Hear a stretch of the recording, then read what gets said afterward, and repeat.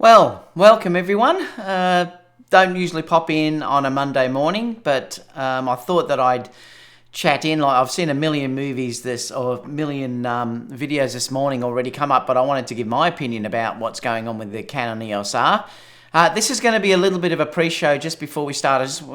Because this is unscheduled, I want to give people just a few minutes to get on board to know that I'm live, and then we'll start the show and discuss this camera in detail, because to be honest, if I was a Canon user or any user at the moment, particularly that was in the market for a fusion type camera, this is going to be the ultimate camera that's probably going to be announced for the foreseeable future. So I just want to wait until a few more people know that I'm on board. So let's just go over the chat, just say quickly hi. Let me start the timer here.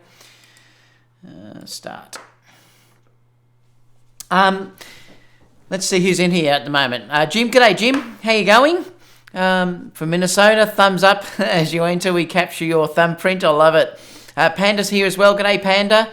I saw you left a message this morning. I haven't read it on Instagram. I'll have to check it. I've been flat out this morning. Ben, g'day Ben. How you going? I said morning legend. I love it. Jim said that smile needs an unboxing. Oh, thank you so much.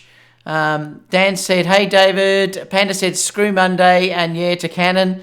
Sony is shaking in their boots. I love it. James said, hi David. Joseph said there is absolutely insane specs. Well, I'm going to read them in a minute. I'm pretty excited about it, to be honest. Absolutely insane specs. I feel like they finally figured out how to put an iPhone processing chip in a mirrorless system. Maybe. Who knows what they've done, but that could be. Who knows? There's certainly going to be some interesting stuff going on there, that's for sure. Michelle said, hello, everyone. Anthony said, g'day, Bacchus. That's because I live in Bacchus Marsh. Guy with the camera said, hey there. Jim said, hi, everyone, as well. So, like I said, I'm just going to give this a few minutes just to make sure everyone knows that I'm online. So if you can give a thumbs up, guys, too, that would be really appreciated, because it does get the YouTube algorithm going, and then more people will pop on. I'm not going to wait too long. I'm only going to give it, say, 5 minutes. So if you are coming in later and you don't want to watch this, guys, skip to the timeline down below, because I will skip exactly to the point where we're starting the discussion. This is going to be solely on this announcement today. So, with the questions and stuff like that, let's try and keep it within that discussion, because it's going to be interesting to see where this is going to go.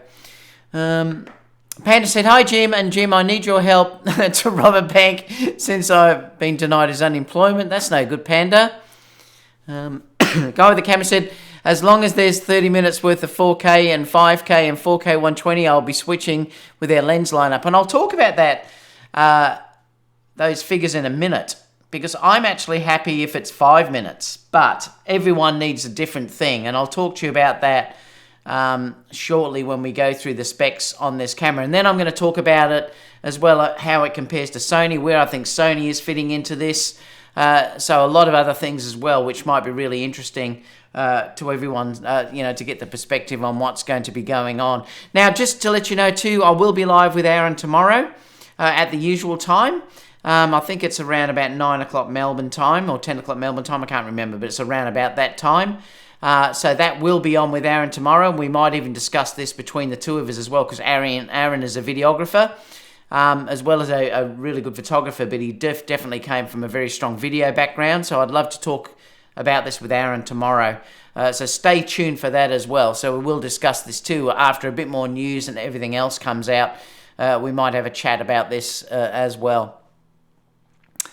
Apparently it can also... Shush, Siri. Apparently it can also shoot 3D with no crop up to 480 frames per second. The specs on this are mind-blowing, to be completely honest. Trev said, hello Mr. Oast, I hope everything is well and you haven't run out of lager. No, but I am drinking Milo, which is a chocolate drink today. It's a bit fresh this morning. I've just dropped my dog off at the dog groomers. So he was freaking out because he hates going to get his hair cut. Isn't it amazing how a camera company like Canon can turn a corner, and when they pull a bit of focus on R&D, especially when cameras are not meant to be their main focus anymore? Yep, it is. And I think the sleeping giant has finally awoken, guys, and I think that's one of the really big things about this, that I think they have woken up. Oh, you're just joking about that. Well, I haven't. Who knows what's going to be on it? Wait, what day is this? It's Monday. Langston, is it Sunday? Yeah, it's Sunday US, isn't it? Marcus said, hi David from San Francisco Bay Area. Hi Marcus, loved San Francisco when I was there. I had an absolute ball. Bit different over there now though. So what are we looking at time-wise? We'll give it another minute because then it's 1:45, and then we'll start the show. I'm really excited about this announcement, guys. I mean, I really am, and I'll talk about that once I start it in a minute, because I think it's an interesting perspective coming from a Sony user about, you know, where this camera will probably fit in and what's going to happen, I think, in the coming months. Hey, David, did Sony announce any products? No, I think it's been delayed till the 30th, so we've got to wait a bit longer, but I think that was only going to be an FS6. I noticed Canon also announced a C300 or something this morning as well. Remember, this is meant to be when NAB's on, roughly, so I suppose these camera announcements are coming up now. So Langston says, hey, as well. Mark said, hey all. G'day, Mark. Trev said, we still need to see a real body, though. Specs are one thing, real actual working camera is a different matter. Yeah, but Trev, you've got to give them the benefit of the doubt like we do when we discuss this with Sony. I don't think Canon's going to blow this one because there's been too much specs announced about this and Canon would look foolish. So I really believe these announcements have now been out for quite a while. I mean, I was discussing this months ago. So I think that finally Canon have woken up. So let's just at least give them the benefit of the doubt. I know you can say, wait for it to be released. But I think with the things that have been announced and released, they would look stupid if they couldn't do it. There are things about it that we'll discuss, though, in the live show in a minute. Where were Canon when we actually had work? I know, exactly. I agree with that. Ron said, been a while since I've been on your chats. Well, good to see you back, Ron. Is this a pro version that you were predicting? Yes, it certainly is. Michelle said, perfectly said. And Gerald said, hi all, Gerald here. All right, guys, let's get started. I'm just going to play the intro and then we're going to get started on this. Let me put show start down here. What are we on? 6:50, 6:55. Let's get going. If you're looking for some crazy, I'll tell you everybody's standing in a line for the water slide. You can come on over, we can take the roller coaster. And you know everybody's looking for a ride in the water slide. Water slide.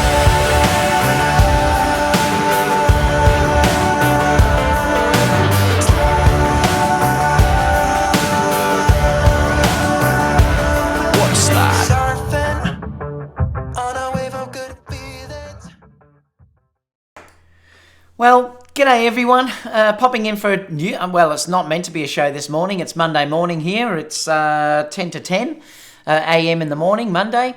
But with all the announcements going around, I thought I'd also pop in and give my opinion about what's sort of going on and how I think this may affect Sony and things like that. So I thought I'd give it from my perspective. One of the great things about being neutral in all of this is I can give my complete opinion about how I think this will fit into the industry. You know, some people obviously that are sponsored by companies can be tainted in what they say sometimes, only because I suppose they have to be. I mean, if you're working for that company, you can't really go bagging your own stuff, and that's one of the hard things about, I suppose, not being neutral. That's one benefit about the way I am, is that I am completely neutral. Now, I do love, to put it in complete perspective, I do love Sony, because I love using their gear and their lenses, but I don't drink the Kool-Aid. I mean, I'm not one to say that Sony is the be-all and end-all for everything that they do. And whenever someone releases a good product, I do say that it's a really good product. The same as if it's also a bad product. Like if Sony release a bad product, I will, in fact, also talk about what the problems are. So I certainly don't drink the Kool-Aid as such. So I suppose I'm a little bit different in that regard. But I thought when I'm looking at this announcement, and like Trev just said in the chat a second ago, he said that we have to wait for the full release on this. And yes, that is probably true in one way, but there's another aspect about this as well, that I do always talk glowingly about Sony rumors and things like that, and how excited I am about those rumors as well. And I give the benefit of the doubt to those rumors that this may be what's going to happen.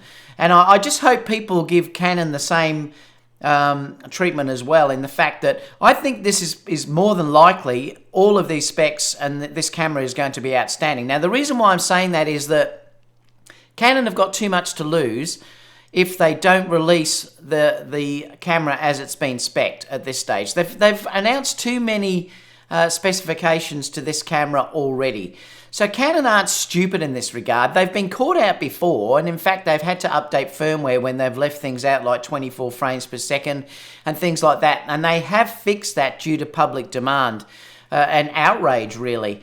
So I think that probably Canon has learnt, and in the marketplace, particularly at the moment, I don't think any of us are in the position to lie to our customers or to be not truthful to our customers. So I think, in answer to Trevor's question that he put in the live chat, I think that Canon are going to really release a great camera with this release. And in fact, I think this is probably going to be the best fusion camera or hybrid camera that's ever been released. And I'm not sure how Sony are going to answer it. And I'll talk about that as we start to go through this to discuss what's in this. And if you can, keep your questions towards this sort of talk. I'll be on with Aaron again tomorrow, and perhaps we can open it up to a few more things, and we will discuss this as well in a little bit of detail tomorrow as well. But I just want to take you through the specifications that this camera has. We're also going to talk about where I think this fits in with Sony and other camera manufacturers out there as well. But to be completely honest, I think Canon is an awoken giant, or however you want to sort of say this now. I think they've finally woken up to the fact that they have to really push this in a serious way. And I did discuss this a long time ago, and people that have been following me for a long time would know that I'm telling the truth here, in the fact that I said that Canon, I believe, was going to bring out a really high-end model because their lenses were so good. At the moment, the R5 that's released, etc., just didn't match the lenses that were there. Those lenses were crazy prices compared to the body that was released at the R5 at that point. The EOS R. And it just didn't make sense to me, and that's why I thought, it's only a matter of time until Canon bring out something that is going to basically blow everyone away. And I think they've probably done that. And in fact, I think this is the biggest release since Sony did the A7 III. Now, at the time, Sony did the A7 III, which was incredible value at the time, and it offered incredible features at the time as well. And at the time, that blew everything away. That really hit the market hard. Now, unfortunately, since then, and I know some of you aren't going to like me saying this, but unfortunately, since then, Sony really have rested on their laurels. They have released cameras, yes, but they've been incremental upgrades. There's been nothing where you'd say that it is unbelievable. And remember, Sony themselves said that they were waiting to release this camera that was going to exceed expectations. And they've said that all along. And now I think Sony are in trouble, because Sony have waited so long to release this so-called A7S III camera that I don't know how they're going to be able to compete with the R5. And this is going to be the interesting thing, and I'd love you to discuss with this as we go through the specs in a minute. And then, it's going to be interesting to see how we talk about this. I'm not saying Sony's in trouble financially. They're not. They still have amazing stills, cameras, and everything else, but this camera has taken it to another level. It has gone. It's a generational leap if it's released as it's promoted. It's a generational leap to anything that is out there at this moment. And that is unbelievable to think how Canon have been able to pull this off. And I'll talk about some things as well soon. I think this camera is going to be priced around $4,000. I think they'll probably price this around the 5D Mark IV, because I think Canon now are going to move completely away, and they've mentioned this before. I think Canon are going to move away from their digital SLR cameras, and they did say that they were going to concentrate on mirrorless from that point on. And really, this is a perfect replacement for the 5D Mark IV. The 5D Mark IV was their high-end sort of, it's not their sports camera, but it's their high-end sort of digital SLR video type stills camera that's around there. And I think this is the mirrorless version of that. The EOS R wasn't. EOS R was version 1. This is their version 2. So this is like when Sony went from the A7 1 and they jumped up to, say, the A7 III. There was a massive step between those cameras. And this is what's happening now. We've got a generational leap, in fact, through this. So let's look at the specifications of this camera, because it is nuts. I mean, it is completely nuts when we're looking at this. I'll just show you this first. There's a little video here that I'll just play that you can sort of see how the camera... The body obviously is much bigger than what we have on the mirrorless for Sony, and that may be giving them the advantage of being able to have a little bit more heat, because the body is a little bit more substantial. And you can sort of see here that, you know, it's a nice, more digital SLR sort of feel to the body, and a lot of people do like that. I personally like the Sony bodies, but this is a nice body, particularly if you like to hold onto a larger type grip. And you can see through here, it looks like it's all going to be very, very well weather sealed. If you're looking at through all this section, it's got the great weather sealing, everything else. They have done a couple of things on the back of this, I noticed, which is fantastic too, that they've got rid of that stupid touch interface that they had at the top through there. It looks like it's going to be the completely articulating screen. Again, that's beaten Sony. So that's another reason too that this camera is almost going to have everything that, say, a videographer particularly would want. You know, great controls, great weather sealing, and the body looks really quite nice when you look at it. And I'm so glad they got rid of that stupid wheel and now they've put a normal joystick. You can see the articulating screen through here. Oops. You can see the articulating screen through here, which looks really nice. And again, that's great if you're doing your self sort of portraits and stuff like that, or videoing yourself, because it can face completely forward from the side. So great controls. No doubt the interface on this and also the screen will run rings around Sony. I've discussed this with you before, that the Sony screens on their back of the cameras are now almost becoming, and look, I hate to upset people because I use Sony as well, but they're becoming almost like a joke compared to what other camera companies are offering now. And Sony seriously need to upgrade their screens and their menu structure. What I mean by that is the touch interface and the look of the LCDs at the back. The Canon EOS, if you've used the EOS R5 or you've used the Nikon cameras, the Z series cameras, the interface on the back and also the LCDs is leagues ahead of anything that Sony have at this stage. If you don't believe me, go to a camera store, try one, and you'll understand immediately what I'm saying. It is leagues ahead. If we look, I'll just keep going around seeing if there's anything else that I see different. No, so that's about it anyway. So the body looks like it is a bit more of a decent side, which may help it with the cooling down situation. But let's go through some specs, talking about what they're saying. It says the newly released information divulges further details on the 8K video. I'll talk about stills in a minute, but we can talk about this to start with, about the 4K, about the video for this camera. It says the newly announced details of the Canon EOS R5 full-frame mirrorless camera include... Now, this is just nuts. I've been asking Sony to bring out 4K 60, and they're just not doing it. Well, let's look at what Canon are now saying. 8K RAW internal video recording. Now this is RAW. This isn't going to an external recorder. This is going RAW internal at 29.97 frames per second. 8K RAW. Now that is nuts. I thought that they may have had you forced to do this to, say, an external recorder like the Atmos. Who knows what this may give you if you go to an Atmos recorder, but you've got 8K internal RAW recording, 8K internal video recording up to 29.9 seconds, and now it's also in 422 10-bit Canon log. 422 10-bit HDR PQ in using H.265.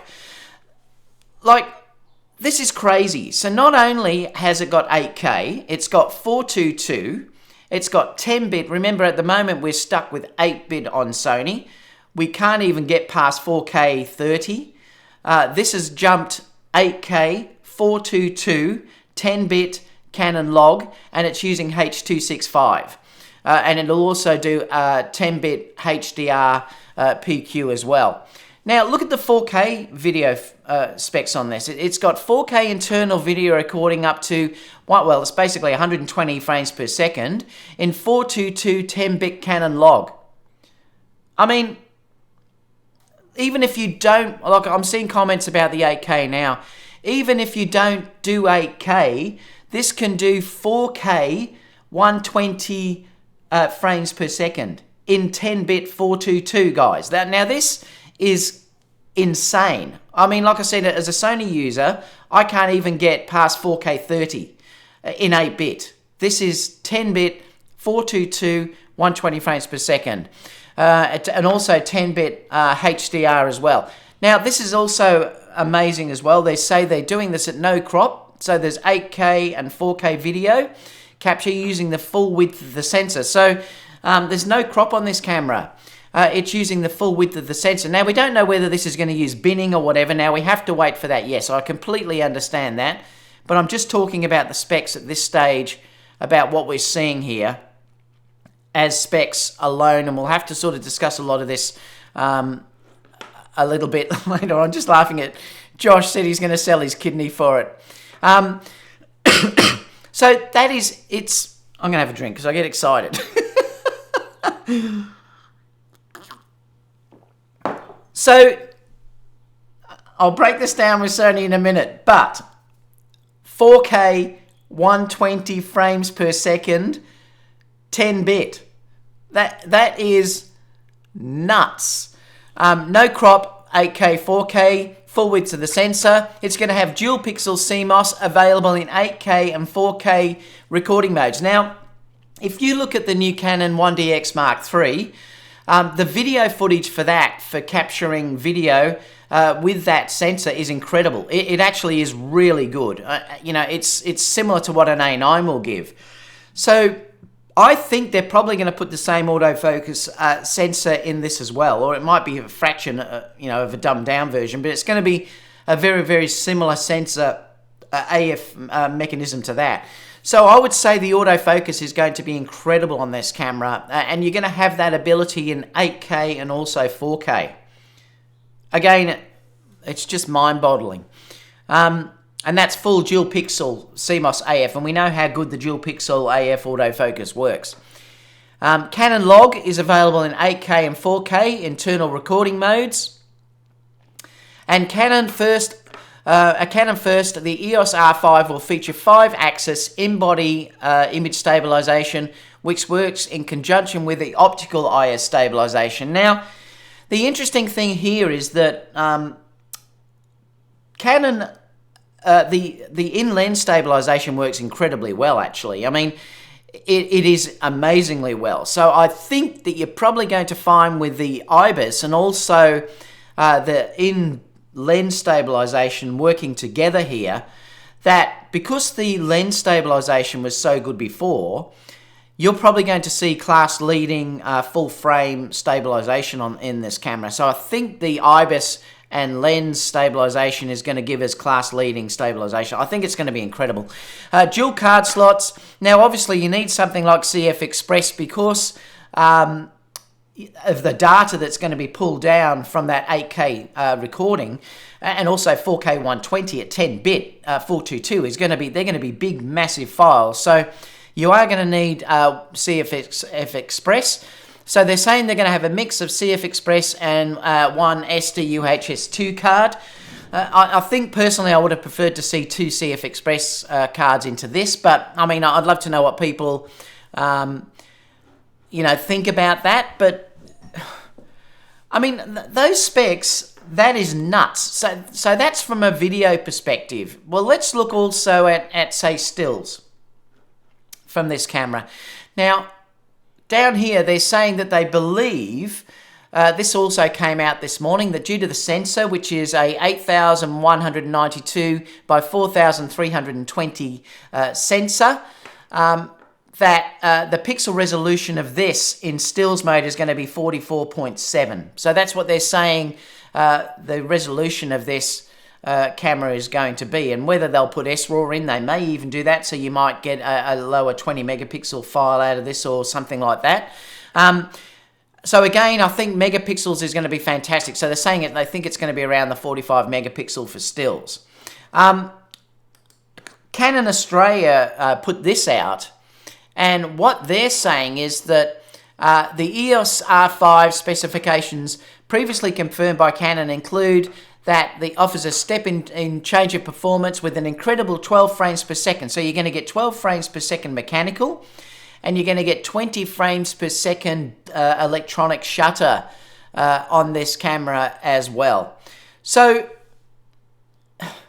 I mean, I'm a bit lost for words, to be completely honest. So not only are they saying this is going to be around about 45 megapixels in the for your images, you're going to get 12 frames per second mechanical.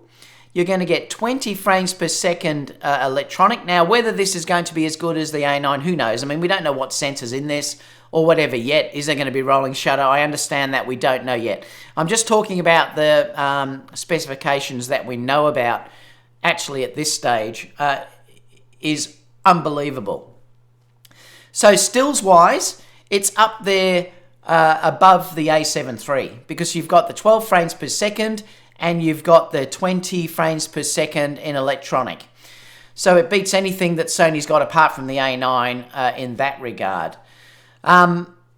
Video-wise, this thing blows everything completely out of the water. Now, I know a lot of you are going to come back and say, yes, who needs 8K? And I understand that. But remember, if you can process 8K, the stills that you could pull out of that 8K video would be unbelievable in resolution. You're dealing with having something that's around the 30-odd megapixel or whatever, 40 megapixel file size. It's nuts. So you could be filming this, as long as, say, you crank your shutter and you get a high enough shutter speed on this, the stills that you could grab out of this could be usable up to poster size. And I'm talking quite big poster sizes. And if you're dealing with shooting RAW, who knows what you're going to be able to do with those images if you're pulling stills out of the RAW video format at 8K, what you're going to be able to do with pulling stills out. So you're really future-proofing yourself with this camera in the fact of when your computer and storage catches up to what this can do, there's endless possibilities about how you could shoot with this camera. You could be shooting film and then grab RAWs, video, stills off it directly, and then manipulate those. If you don't want to use 8K, you've got 4K footage in this that is not only just giving you 60 frames per second, it's giving you 120 frames per second, 10-bit 422, which is going to be incredible for slowing down and also incredible for grading. So looking at this camera, there's nothing like this. This has, like I said, this is a generational leap. And I know people are going to say, yeah, whatever, but I don't think Canon is stupid enough to have released this much stuff without it being able to do. So let's look at what the possibilities are with this. I can't see them being able to run this camera for, say, 30 minutes to an hour at 8K. I've discussed this with you before. Most of my video shooting that I do is 10 to 15 seconds. And that's due to the fact that I shoot short type frames when I'm doing weddings, when I'm doing the dance videos, when I'm doing all my YouTube stuff with dancers and everything else or whatever. I'm shooting 15 seconds. Now remember, you shoot 15 seconds on this, that ends up being 30 seconds if you slow it down. If you're shooting 4K 60, that ends up being 30 seconds of footage that you've got. If you've got 120, again, it's ridiculous. Like, you've got to understand that most people will not be using 8K or 4K 60 or 120 to shoot hour-long footages. You just don't need to do that. But for the way the average shooter shoots, the way an average cinematographer would shoot, in the fact of they're only doing, say, 15, 20 seconds of footage, I'd be amazed and happy if this shot 5 minutes. And to me, I would be absolutely tickle pink if this will give me 5 minutes, 8K footage at 60 frames per second, or if it was 8K, sorry, the 4K 120 frames per second or 60 for 5 minutes. I'd be happy with that because that would fit in with my workflow completely. I mean, obviously, if it can't, if you need more than that, well, then you're going to have to drop down to another type of lower format that will give you a longer length. I notice Panda saying $20 that the record limit is 20 minutes. And like I said, I haven't got an issue with that at all. Because most videographers are going to be shooting like a small period of time. So I'm going to open it up in the chat in a minute. But what do I think about this for Sony's perspective? Well, it's really interesting, and I think Sony has missed the gun a bit here, and I did discuss this, and I'd love you to talk about it down below as well. I know a lot of you are going to, particularly if you're a fanboy, you're going to be upset by what I'm saying. But like I said, I love Sony myself, but I'm not the typical fanboy, and like I said, I don't drink the Kool-Aid. And I do think that Sony have been resting on their laurels for too long. Sony should have released something earlier than what they have. I'm not talking about stills. I'm talking about video here. Sony should have announced something 6 months ago or even longer ago, at least to keep people happy. Like, they should have announced something that could do 4K 60, for instance, a number of months ago. So the issue is, what do I think is going to happen from here? Well, I've heard no rumors about Sony releasing anything close to what this is. And it may not even be possible from Sony at this stage in the body size that they've got. That may be the issue. So there's two ways of looking at this.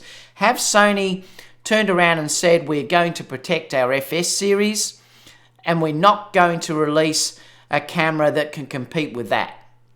So that's one scenario here. And I'll open it up to the chat too, because I'd love to know if you think I may be correct on either of these scenarios. So are they protecting their FS6, their FF9 series, and saying we're just not going to do it? So they keep hinting that they're going to do it, but they don't want to take sales away from their high-end cameras. Canon used to be like that, but it looks like Canon now are ignoring that. And remember, I've discussed this with you before, because I think that's a very flawed argument, because anyone that buys, say, a C300 or an FX9 or whatever, they're going to be buying those cameras because they need the inputs in those cameras to do a professional job. They need to be able to add the hard drives. They need to be able to add the XLR mics onto those. They need to be able to add the multiple monitors. They need to be having people doing the focus pulling. You can't do that easily on a digital mirrorless camera. They need to be on these more high-ended cameras. So I don't think it's going to affect those sales at all. In fact, it probably will help, because someone that had an FS9 then may buy a high-ended Sony camera to do B-roll for that camera. Like someone who was going to buy, say, a C300 may go out and then buy this EOS R5 to be a B cam to that camera. So I think that's a flawed argument, and if Sony have gone down that line, it's going to really hurt them. So I hope that's not the case. Now, another thing that may be happening here is that Sony just can't do it. And this is at this stage I'm talking about. Because Sony have locked themselves into the A7 series type body, they just cannot physically do 4K 60 or 4K 120. And if they can't do 4K 60, like I said, how much have Canon leapfrogged them now with doing 8K, 10-bit RAW?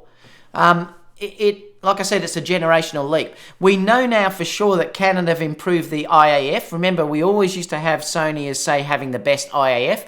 Well, we know with the latest updates that Canon did that the IAF is closer now. It's still not as good as what Sony's got, but it's close enough that it's now really quite usable. And the autofocus now is very, very close between the Canon and the Sony and Nikon. They're all very, very close now. It's not the game change like it used to be before, where you'd say the Sony was so much better than what the other manufacturers have had. So, I think it's unfortunate from a Sony user that I think Sony have been resting on their laurels a bit, or they just can't physically do it, or they're protecting their sales. I think if I had the money, I'm being completely honest with you, if I had the money now, I would have this on pre-order the second that this was announced.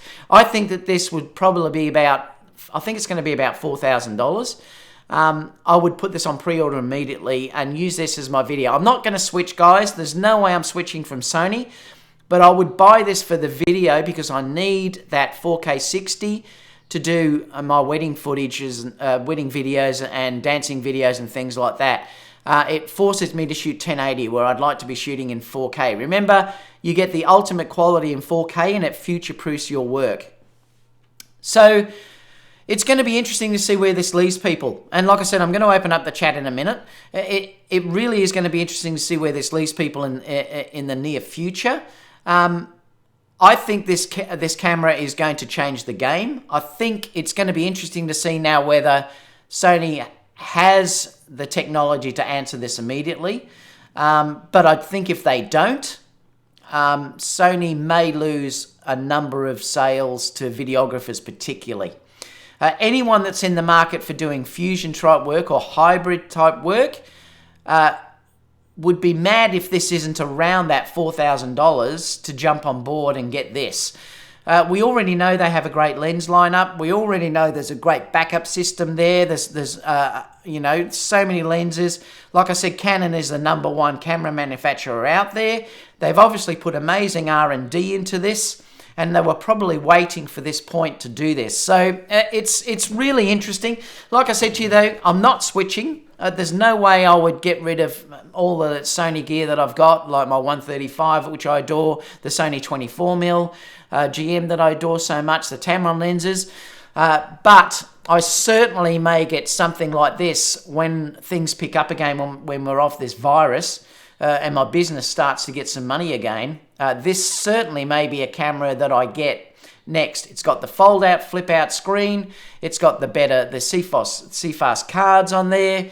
It's got the amazing video footage. It also has a little more megapixels if I needed that there.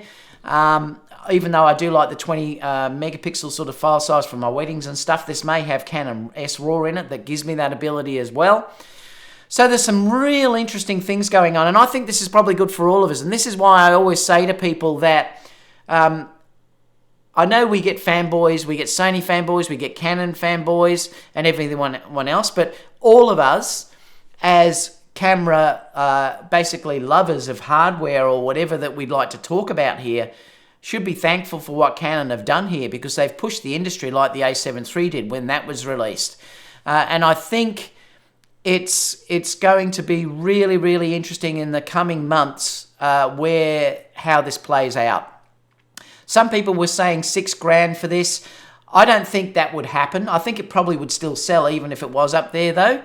But I think you're going to find this will be priced around the 5D Mark IV. So you're going to see this in $3,500 to $4,000, which fits in quite well with how the EOS R cameras are all placed. So I'm picking around $4,000. That's what I'm saying that this probably is going to end up being about. So let's open up the chat because I'm really interested to see what people are saying about this, and it's going to be interesting. So let's go back a little bit. I'm not going to go all the way back. Evan said, is anyone here regretting switching away from Canon? Well, I went from Nikon and I never regretted it. And even if I switched from Canon, I still wouldn't regret it. Because you've obviously had a reason why you switched and you've had time to use the gear that you've got. But it's certainly, like I said, I've never had a Canon in my life. I've never ever shot Canon, apart from a point and shoot that I used to have. This could be my first Canon camera that I will ever purchase. Like I said, I couldn't do it now, not for the foreseeable few months. But certainly maybe late this year, early next year, this may be the first Canon that I will purchase.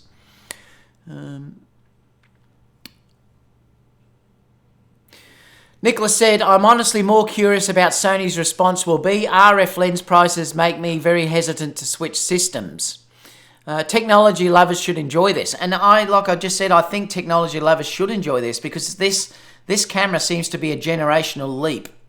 So it's, you know, it's incredible what they've been able to do here. Why 4K external only at 60 frames per second? Did it say that, did it? I didn't read that it said 4K external. 4K internal recording up to, no, it just says up to, it says 4K video recording up to 120 frames per second. So I don't think it's external. I think it is internal. I was just looking at what they were saying there. What else have we got? 4K 120 is the key specification, 8K is the distraction. Yep, I mean 4K 120 is amazing, and that's, look, 4K 60 and 120 is going to be unbelievable to have that option. I would very, very rarely ever use 8K. I wouldn't need to at this stage, but at least it gives you that ability in the future. It's future-proofing your camera if you need to have it later on. Shoots in 8K, still delivers in 1080 to be watching on a tiny phone. The Panda says, all this talking about cameras is making me hungry. I love it. Hero said, Canon's been firing shots for a few months now, and Sony comes out with an A9 II. Yeah, like I said, and this is from a Sony user. Like I said, and I've talked about this for a long time, Hero, that I think Sony has been resting on their laurels, really, since the A7 III was announced. Look, I know they've had good cameras released. The A7R4 is an amazing camera, but they're all, like I could say, incremental upgrades. There's nothing generational leaping going on in there. The A7 III was the last one that we had like that, I believe. The A9 also is a generational leap. The original A9. The A9 II was just an incremental upgrade, and I reviewed that for a month, and like I recommended for people to buy the A9 I, because I said that the original A9, because I said it's not enough of an upgrade unless you wanted the networking features and that sort of stuff. But the camera itself was really only an incremental upgrade, even though the A7R4 it did have better autofocus. You've got more megapixels. You wouldn't say it's a generational leap ahead of the A7R3. They're both very, very comparable. This camera is a generational leap ahead with what they're offering here. It really is different. So, like I said, I'm not sure why Sony had so much announcements all the time, and they were like the leaders. This is the first time I've known Sony to possibly be not the leaders anymore, and it's an interesting scenario for me to say that. But like I said, I always like to tell you guys the truth. I don't just drink the Kool-Aid. That's probably why Sony Australia don't support me, because I do tell you guys the truth. You know, and when I see something better, I'm going to say it. And looking at what the specifications are here, there's nothing that Sony have got even close to this, and we haven't even heard any rumours about anything like this. I hope Sony do it. I will be absolutely rapt if Sony can do something like this to compete on this level, but who knows? How long have we been hearing about the A7S III for? You know, a year and a half, probably longer.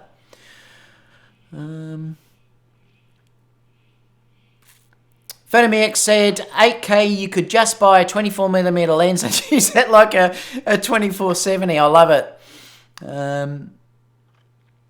Langston says, and The Wire is grainy and the noisy as hell. I bet I'll still watch that more than anything made on the fancy 8K. I'm not sure what that was about. George is saying hello. G'day, George. Dave said, rest in peace, Panasonic SR1. Yep, it probably will hurt that camera for sure. Langston says, content is king, camera just helps. I agree. It still does help, but content is king. I agree, Langston. James said, larger capacity battery, but looks like the LPE6, so they are covering the load. $20 say that the record limit will be 20 minutes. You've said there. It's now fact Canon was milking their technology for years. Yeah, and I've said that all along. I slammed the EOS R when that was released. In fact, I slammed the Z series cameras because of the single card slot. And all of you that follow me will know that I did that. And all of you will know how much I slammed the EOS R at the beginning for its lack of IBIS, for the one card slot, and things like that. I really slammed it. But you've got to give, when a company does seem to be doing the right thing, you've got to give them credit. And that's why I'm saying at this stage, until this is released, and then who knows? I mean, you know, that you might get the KC camera coming out, but I don't think so. I think Canon have learnt from that. When they're talking about no cropping on the sensor at 4K, 8K, with the eternal RAW that you're getting, up to 4K 120 frames per second at 10-bit 422. Autofocus, your dual pixel autofocus, all the way through. Incredible. Langston said, just put the camera on a stick and pan like hell, which, if one will have every shot at a stage. I'm not sure, that was talking about something else, I think. Wonder how the RS AF speed and accuracy is compared to the A7 III. It will probably be better. Because I think you'll find that this will be based on the 1DX Mark III. And the 1DX Mark III is close to the A9. So I think you're going to find that the AF has improved. Remember, we're talking about a fairly big time difference here. The AF has improved substantially on the Canons since that stage. So I think if it is based on what the 1DX Mark III does, the AF will be amazing. So about $8,000 to switch to Canon and another $8,000 to buy a new computer to handle the data. I love it. I'm not switching though, guys. There's no way I'm switching, but I might buy this camera when I've got some money. 8K stands for $8,000. I love it. Might be in Australia though, Mark. I need some 8K to see how AMD handles it, Langston said. 20 minutes is plenty long. My Pana does 4K 60 for 10. That's exactly right, Guy. I would be happy with 5 to 10 minutes. But that's me. Remember, then you can always drop down. If I'm doing something longer, like if I'm doing, like this probably will be able to run 4K 30p for as long as you want it to go. I would say if it can run 8K, it probably will run 4K 30. So if you're dealing with having to run, say, record long speeches or something like that, you could record it in just say 4K 30p or something like that, or 24. Hero said 5 minutes is even good. Yep, I agree. What this camera takes 12 months before the early versions are in people's hands. The current chips won't handle the heat this thing is going to generate. Well, we have to wait and see, but that's why I'm saying it. I think they're going to do it. Iron to Brown. Ike said, it's not like you have to use the feature. Exactly, and this is what I keep telling people. It's not, I know everyone whinges when I keep saying I'd like a camera that does 4K 60 and they say I never want to use it. Well, don't use it. It's like if you have a fold-out screen. Don't use the fold-out screen if you don't like a fold-out screen. Keep it closed. Remember, if the feature's there, it gives you that ability to be able to use it at a later on stage. But if you haven't got it, you can never use it. If you don't want to shoot 8K, don't ever switch it onto 8K. And that's the beauty of this. And I can never understand why people whinge about that aspect of that. If you don't want to use that feature, don't use it. But you've got the ability to shoot 4K 60, 4K 120. Then if you don't even want to shoot 4K, you can still shoot 1080p. So you've got nothing to lose. And as Ike said, that means it's future-proof for when memory gets cheaper. Exactly, Ike. I agree with you completely. Langston said, like ProRes as an Apple on an Apple machine, it's way different than DJI's videos on anything. Yeah, ProRes works so smoothly. Mike said, would be nice when I can connect an SSD to the Canon R5 like the Blackmagic.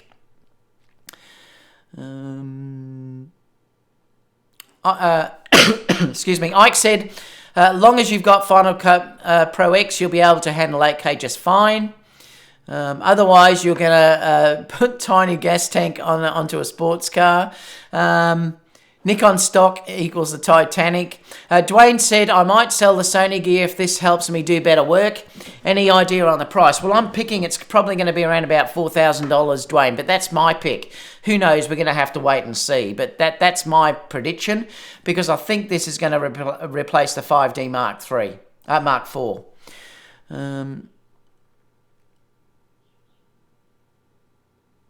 Panda says, okay guys, so if you invest in this camera, fair warning as one that builds water gaming systems and repairing laptops, you're going to have to spend tons of money on SSDs and hard drives. Yep, you sure will, that's for sure. Oddly enough, the C500 and the FX9 neither can match the R5.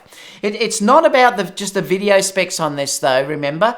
It's also about the connectivity with these cameras. It's about having that easy ability to have your focus pullers working with this. To be able to connect your XLR mics into these, you know, to say 2 mics that you might want to connect. Have the ability to connect multiple hard drives. It's very, very hard and awkward to do this on a camera like an R5. That's why you'll always have things like the FS6-9, the Canon C300s and all those cameras available. They're in a different marketplace. Michelle said, I love Sony and I keep what I already own, but I'm excited to see what Canon actually ships. I will rent it out for sure, but probably will not buy it as I'm expecting it to be 5 to 6K. I don't think it'll be that much. I might be proven wrong. I think it around 4. Panda says, and when it comes down to rendering the footage, be prepared to spend more money on your RAM.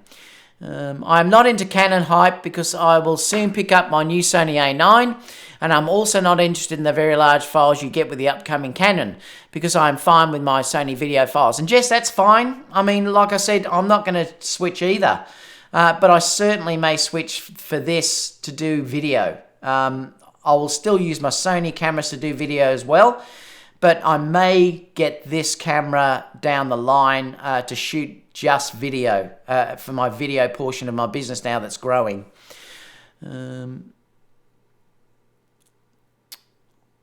Jim said, I think Sony will probably be just fine as they work on their global sensor. Regardless, I'm happy camera companies keep pushing the boundaries. Exactly. No one loses from this, that's for sure. Well, hopefully no one loses. It should push the industry. It's certainly looking good for Canon, though. That's for sure. Kev said, the R5 looks amazing. Canon definitely took a risk by not developing the digital SLR line while making an amazing mirrorless system. And you may be right. Like, this might be why they held all of that research back working on this. Remember, you're dealing that Canon is a huge company in the imaging industry. They're massive funds. I mean, way bigger than anyone else if you're talking about camera alone. So if you're dealing from that aspect, they probably were working on this for a long, long time before this. So even though they've been very, very quiet down the line, they knew that eventually this was what they were going to be able to announce. Like I said, the big thing from Sony was the A7 III. That's what Sony did. Well, now Canon have probably done that with the R5.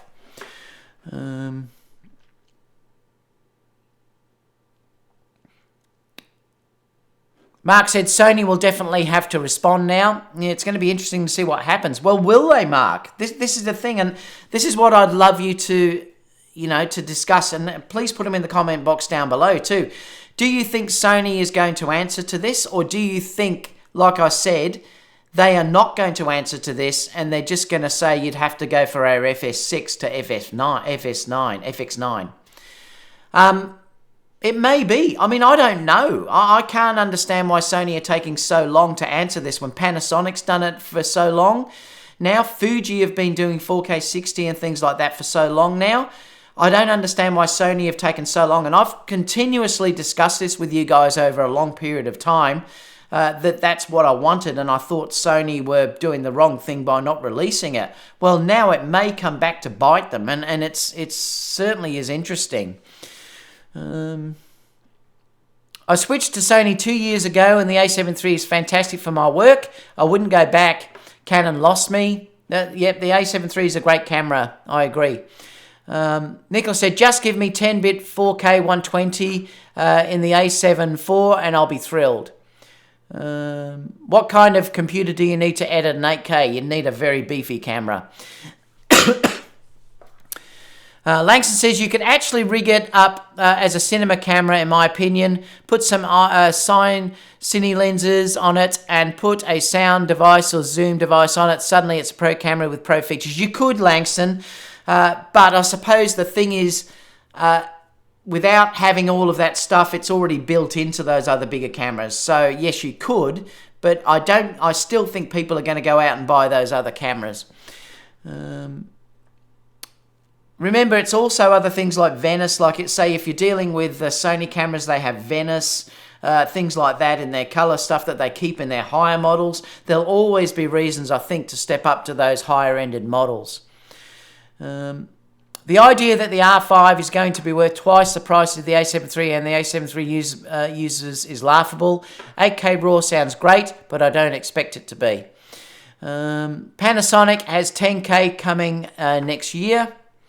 Guy with the camera said Sony can do 4K 120. The A9 reads 6K 150. So the sensor is up to the task, but Sony won't give us squat. I know, and I don't understand it. I really don't understand it.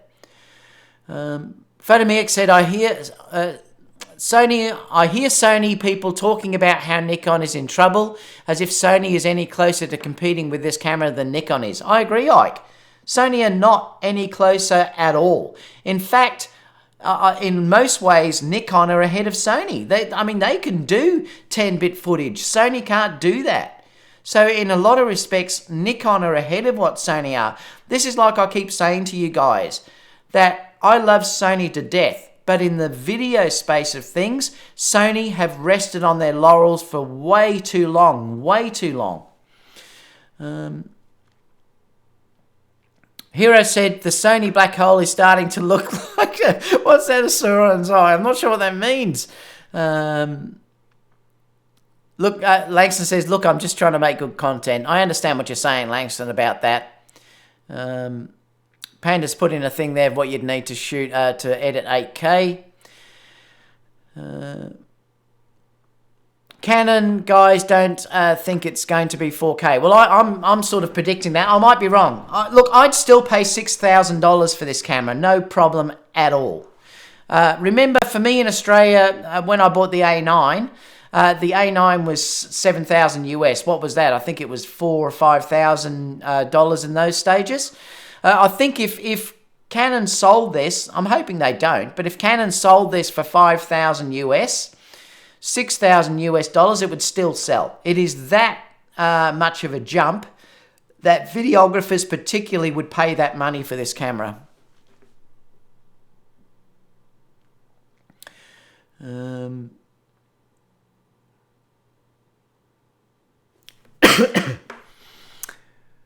I was a Canon shooter. I was also a Nikon shooter. Moved to Sony 3 years ago and have no interest in switching back. Well, I haven't either. There's no way I'm switching back systems, but I certainly would buy one as, like I said, a video camera. What else have we got? Jim said thumbs up. Yeah, thanks for saying that, Jim. Love it if you could give me a thumbs up too, guys. It does make a difference to the channel. Where were we? Up here. Whoops. Down here, I think. This will put Canon back on the map, Sid said. Minimum 5,600 to 6,000 after photography, saying that's what he thinks it's going to be. Kev said, I love my Sony gear. So do I. I mean, I do as well. Will this camera drive down the price of other cameras? Maybe. Kev said, Canon left me hanging for years. They cannot earn my business back. Why would anyone regret switching from Canon? You could always just switch back. Most of you still have your Canon lenses anyway. That is one big advantage with the Canon users. A lot of Canon users do still have their lenses because you could use them so well on the Sony systems. It was different as a Nikon user. I sold all mine. If I was a Canon user, I probably would have kept a lot of my lenses. That's exactly right. Oscar said, Sony have become the new Canon after having success with not only their cameras, also their PlayStation 4. Microsoft isn't shy of showing off their next generation product against Sony, and neither is Canon. How big would the file sizes be? Pretty big. Carl said, this just goes to say thank you to Sony for making this happen. Exactly, this would never have happened without Sony, and we do have to understand that. If Sony hadn't pushed mirrorless so much, this never would have happened. But I don't understand really quite why they stopped all of a sudden doing these bigger changes that were so exciting. Gerald said, I was a Canon pro shooter for 40 years and moved to Sony in 2017 with no regrets, no switching now, but might add this camera if Sony can't match the video hybrid specs. Ron said, I personally will give Sony 1 year before I switch if their response is weak. Said, we shoot Panasonic GH5, but have tried the Panasonic S1 and were disappointed and couldn't switch. Going to see how this plays out. Mike said, maybe Canon Australia is nice to borrow you an R5. I'd love that if they could do that, Mike. I might even try and contact them when this is out. See if they can lend me one that I could test out. I'd love to try it. Maybe wear a Canon cap a few times. I know, perhaps. Kev said, I'll give Sony some time to redeem themselves. Otherwise, if they ignore me, I'll simply take it elsewhere. Important thing to keep in mind that beyond the basic price of the camera, most of us have had to upgrade our computer to keep up with the large files. New CF cards and RF lenses, this can get expensive at Canon. That's why I'm not switching. It may be that if I do buy this camera, I would probably buy it with 1 or 2 lenses, and that would be all I would use for the video side of things. And then I'll probably use the A9s or say the A7 III for B footage, and the Canon would be my main video camera. Stills, I would still be using my Sony gear for stills. But if I'm talking about video, I would use the R5. Sid said, David, what type of computer will be needed? Well, you're going to need a big computer. I'm not sure about the specs, but you'd certainly need something with plenty of RAM, plenty of hard drive space, and it would have to be a fairly current one, that's for sure. Like a Mac Pro, certainly with the new Mac Pros, but I wouldn't want to spend that much money on buying a computer. But some of the new Windows workstations would do it. You'd probably find that possibly even a high-end, like something like the iMac Pro, or even the new Mac Pro will be able to do it if you put enough RAM in it, the 16-inch one. But remember, Final Cut Pro is amazing. Like Final Cut Pro, for me, runs like butter with 4K. So, you know, I think it possibly would do 8K as long as you have enough video, enough memory, and you've got a decent graphics card. I felt like there would be a bunch of new people in the chat today, like I've never seen in the chat move this much. Where have you been with all your empty words on every other live stream? I do love it when people come in and chat. I wish people would do that more, actually. I bought the RF 2470 and really love it. I can't wait for this camera to be in my hands. Exactly, it would be amazing. Some of the Canon lenses are incredible. 95, g'day mate, how are you? The R4 is kicking my computer's tail and it's a 10K rig. Gerald said, I have an A7R4 and a 61 megapixel and shoot all subjects with it and love the added resolution and detail for all my work. Let me just keep scrolling down to see if there's anything else popping up. Guy with the camera said the EOS R is basically a 6D in functionality. Nice camera, but no 4K. Yeah, it is. It is roughly, yeah. Like I said, this is going to replace the 5D Mark IV, if you're looking at it from that perspective. Jess said, will the Canon EOS R5 benefit me so it makes sense for me to switch from Sony? I don't think so, and therefore I see no reason to change, and I don't have gas like you, David. Jess, this has got nothing to do with gas, mate. Nothing to do with gas at all.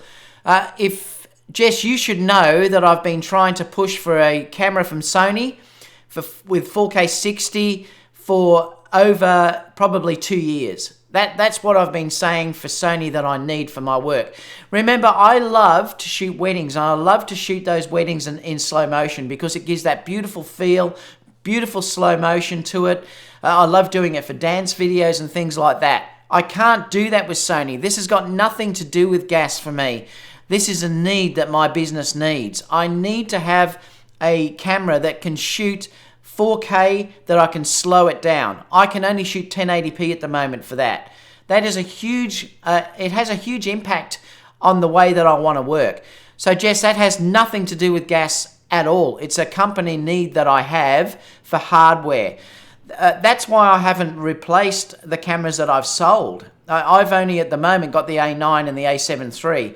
I had an A7R II, and I had a A6, I think it was the A6 300 that I sold a while ago as well.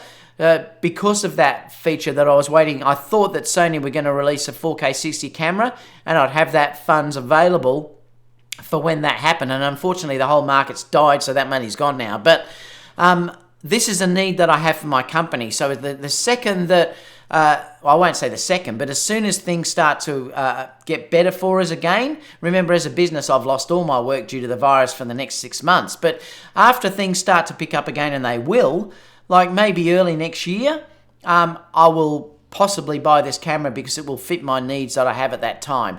So at the moment, I've got nothing that can give me those needs. So Jess, it's got nothing to do with gas at all.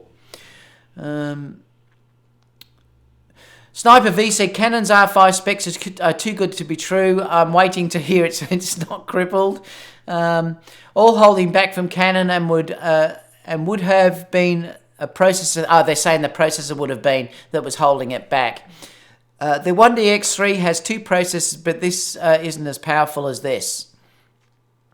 Altrix said, I came from Canon. Don't think 8K is necessary. Well, like I said, don't use it. Just use the 4K. All the technology blogs are saying they expect this to be 3.5. Oh, okay. I was predicting 4,000, James. My Sony does 1K, 120. Beat that. I love it.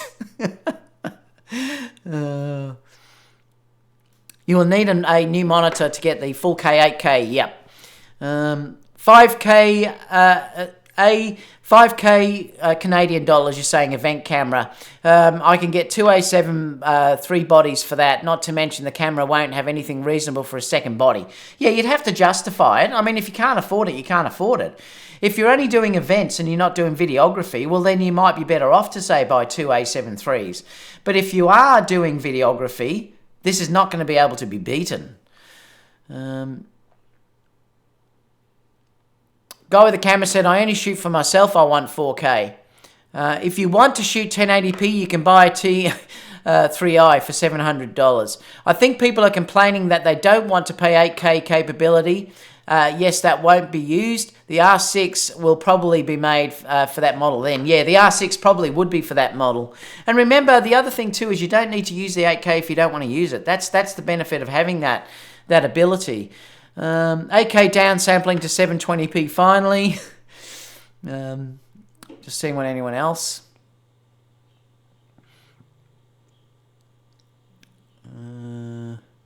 Canon is bigger than Sony when it comes to cameras. Yes, they are. We all know that. Odds are that this is the result of 4 to 5 years research. Yes, and you may be right. So perhaps the reason why they held back so much was due to get this camera out. And that's how they've been able to do a generational leap, which is incredible when you think about it. How often do we see a generational leap like this? Very, very rare. It's incredible, really, to think about it. That's why I wanted to do a live on this with you all. Casper said Canon will be the last living camera company if this is true. My iPhone 11 Pro does a great job. Gerald says, for cameras alone, yes, Canon is bigger than Sony, but Sony as a corporation is many times. Yeah, we're talking about camera though, Gerald. Yes, just as we're talking about the imaging division, like the camera division I'm talking about. I don't work at Sony, so I have no idea if they're getting their butt kicked or waiting for in the shadows like camera ninjas. Well, I'm hoping that's the case, Langston. I'm still hoping. My dream is that Sony will release something. So in, 12 months' time, when I can buy this new camera, that I can buy a Sony instead of buying the Canon. But looking at it at this stage, it looks like it'll be the Canon. But I'm hoping Sony bring out something that will change my mind. That's for sure. Someone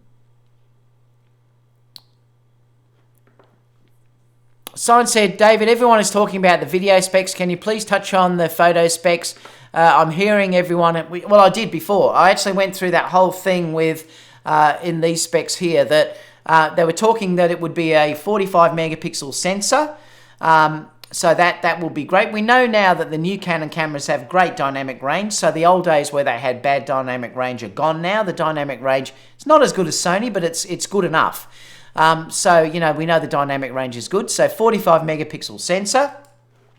It looks like I showed here, that it is going to be 12 frames per second using the mechanical shutter and 20 frames per second using the electronic shutter. How good that is, we don't know, because we don't know how good the sensor is.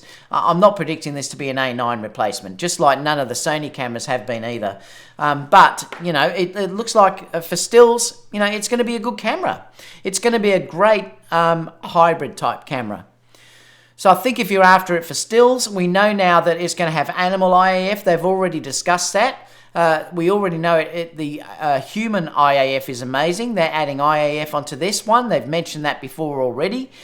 So I would expect now that this probably will even gain better focusing technology. So it's probably going to be on a par with, say, the A7R4, which we know is much better than the other Sony cameras. So I think it's probably going to be around that same level. It's not going to be probably up to the A9 level, and it also won't be up to the 5D. The 3DX, 3DX Mark III or whatever it's called. It won't be up for that level, but it might be just a little bit step down from that. So it's going to be as good as you would ever need, put it that way. So I hope that answers your question on that.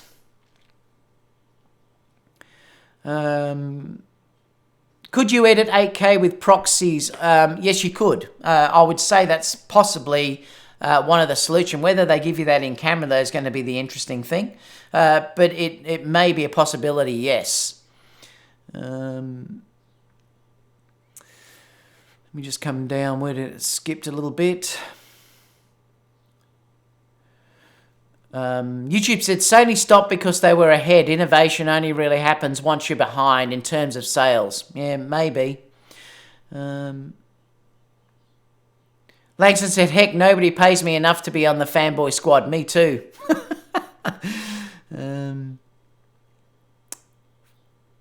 What else have we got? Sid said, I believe Sony has something in the works because they are selling Canon the sensor. How do you know that, Sid? I don't know where that sensor's coming from. Hero saying 3,400 boys. Derek said, why shoot stills? Just take them from the 8K video. Well, it's certainly going to be a possibility from that 8K, that's for sure. As long as you watch your shutter speed. That's the thing you've got to watch. And I've proven you can even do that with the Sonys. 8K would be amazing.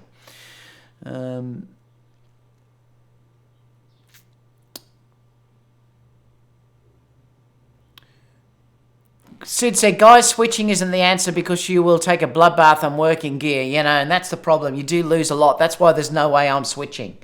Like I said, I may buy this as the camera to replace what I've already sold, but there's no way I'd switch again. But I certainly may purchase this down the track.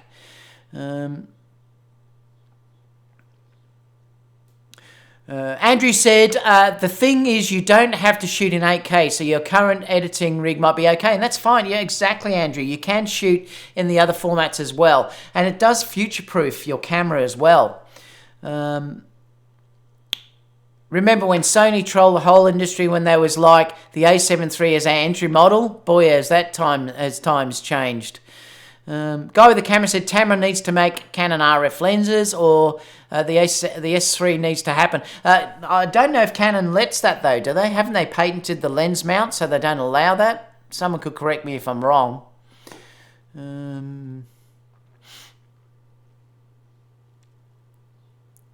Jess said my comment on gas. Oh, okay, it was just to tease me. Yeah, of course it was okay, Jess. Dave said, surely by next year there will be a Sony camera that matches the R5. Well, who knows, Dave? I mean, I've been thinking Sony were going to do it for the last 12 months. I just don't know what they're doing in holding it up.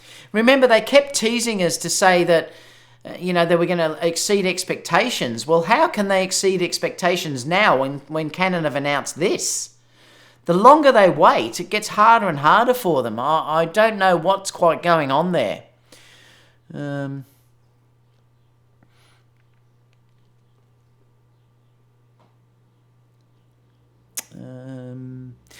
expect the low light performance to be bad and the high megapixel. Yeah, it's going to be interesting to see how it is with it. They have improved a lot though. I mean, if you look at what the A7R4 can do, it's pretty good in low light. Yes, it's not as good as the A7 III was, or it is. But it's certainly respectable, so it's going to be interesting to see what this sort of sensor gives out with noise. They certainly have made improvements in that regard, so it might be workable. Carl said, besides the leapfrog in tech with the Sony A7 III was the price. I doubt we will see that again. Well, it's going to be interesting to see how they do price this. I think with the way the virus has gone, they can't price this too much. So I'm not sure about that. I think they might price this at a reasonable amount. If they price it really well, it could really hurt the industry. I mean, for everyone else. That could be a really interesting scenario on this as well.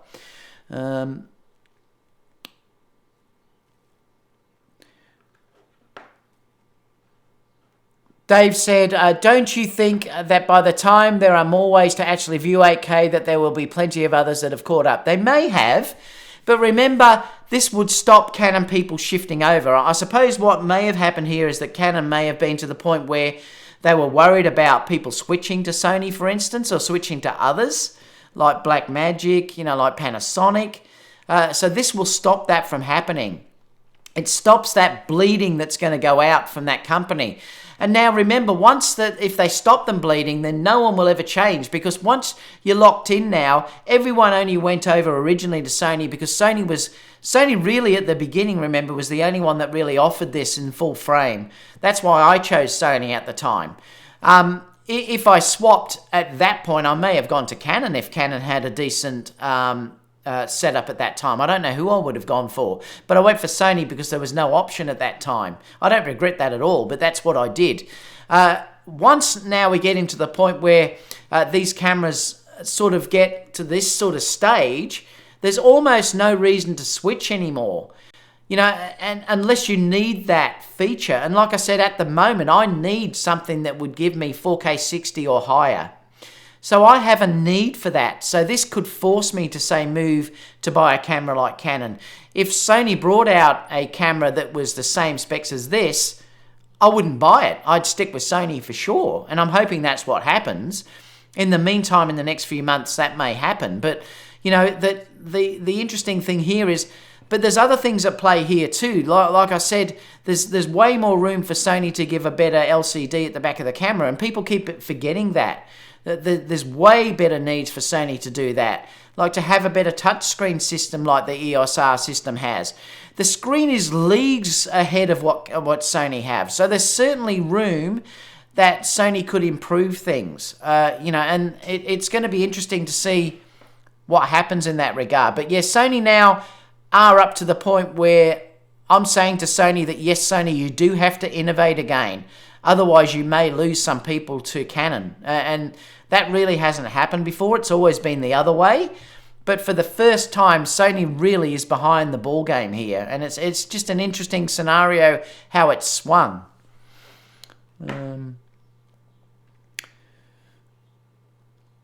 What else have we got?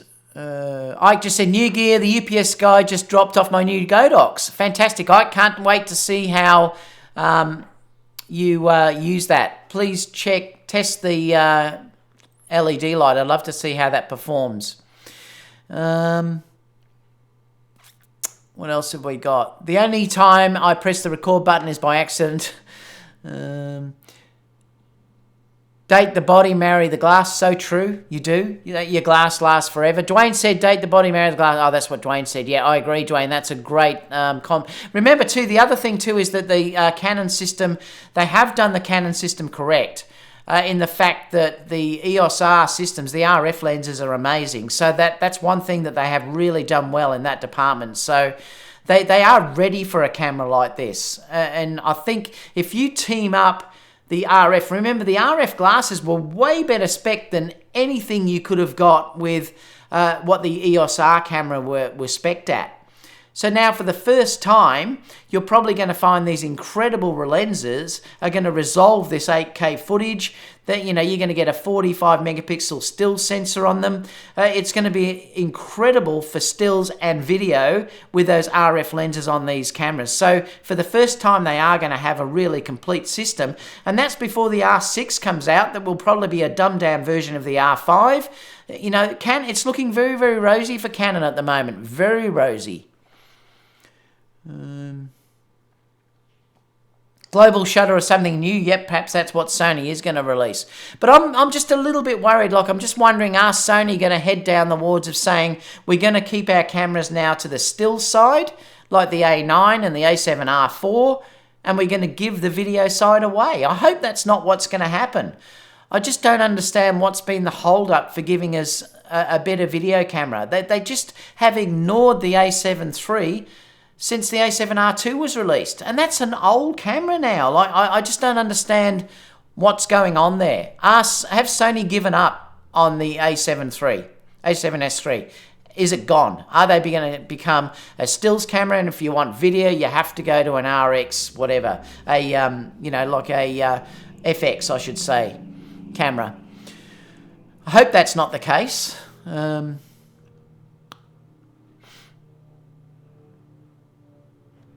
And we're just about down to the bottom. Zephon says, all I want from Sony is an A7 IV with better IBIS for video. The Canon will be about the A7R4 price and will really make money with their lenses as well. So to sum up, let me just sum up what I think's happening here. Some of you aren't going to like what I'm going to say, but I think Sony have dropped the ball on the video side of things. I think they've waited too long, and that's the issue that you're going to find here. As a Sony user, it's a pity because they could have grabbed a lot more people over to the Sony system if they'd released something 6 months ago that was, say, 4K 60 and had all the features like the A7R4 had, but was a more video-centric and still-centric camera. I think that's one big telling factor now. So I'm not sure about where Sony's going to go with this and if they can even answer it.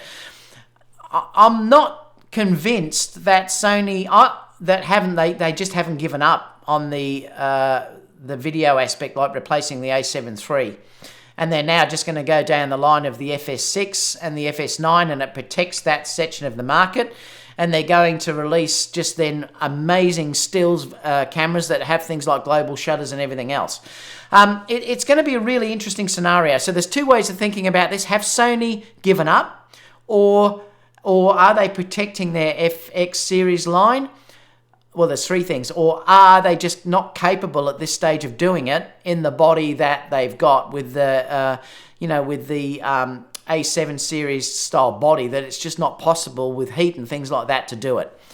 I think, as Jerry said, that Canon have awoken. Canon basically have taken their crown back. If you look at this, I think they basically are going to really hurt the other manufacturers with this release. They not only have, say, done a step up from what Sony and others have got. This is a generational leap that they've got here. And I'm saying this not from a Canon user's perspective. I'm saying this from a Sony user's perspective. This is a generational leap that we only see this, once every so often in a lifetime, that they can step up and do such an incredible incremental jump in technology. So, it's interesting. Anyway, I look, let me know what you think in the comment box down below. I so hope Sony answer this, because I so hope when I've got money in a few months' time that I can buy a Sony to give me what I need for the video side of things, and I don't have to go and buy a Canon EOS R5 to do the things that I need it to do. So let me know what you think about that in the comment box down below. I'm probably going to get some slamming, no doubt, for some fanboys, but like I said, I always talk the truth to you guys. I like to speak as a user that loves gear, and that's not sponsored by anyone. And I think that in one way that gives me the freedom to sort of talk like this. And I think in a way you probably should like that aspect of it, because it comes from a real user's perspective that may have the possibility to sort of buy another bit of camera gear if it fits their need more than anything else. Whereas if I was sponsored by a company, I would not be able to say the things that I'm saying, and I would have just bagged this EOS R and say, wait for what Sony releases. One positive from this is it might push the industry to now release or push forward what they're thinking about releasing later on. So I'm hoping there's some announcements in the near future that this is answered, and I sure, as a Sony user, hope that it's a Sony announcement that Sony answer this, because I would love to buy a Sony camera that can fit all of my needs. So that's all for now, guys. Stay tuned for Aaron's broadcast with me tomorrow, because I'd love to have a chat with him about this tomorrow as well, from a video perspective, because remember, Aaron is a very, very high quality videographer. So I'd love to talk to Aaron about this tomorrow. So join in with us for that live chat. I think we come on around about 8 o'clock or something, New York time tomorrow. So stay tuned for that. It's 8 or 9, I can't remember. Stay tuned for that. Love to see you in that chat as well. Apart from that, I will be back for the usual Sony Alpha News and Rumours show on Friday my time, Thursday your time in the US, and also in Europe. Thanks so much, everyone. Have a great day. Stay safe out there. I'm so excited about this. Like I said, I am a bit of a geek and I love technology. So this for me is very, very exciting. And I think that the whole industry in the end may really now have to push forward. And I think Canon, good on you. I really am pleased that you've been able to do this. So that's all for everyone. I'll catch you all in the next video. Bye, everyone.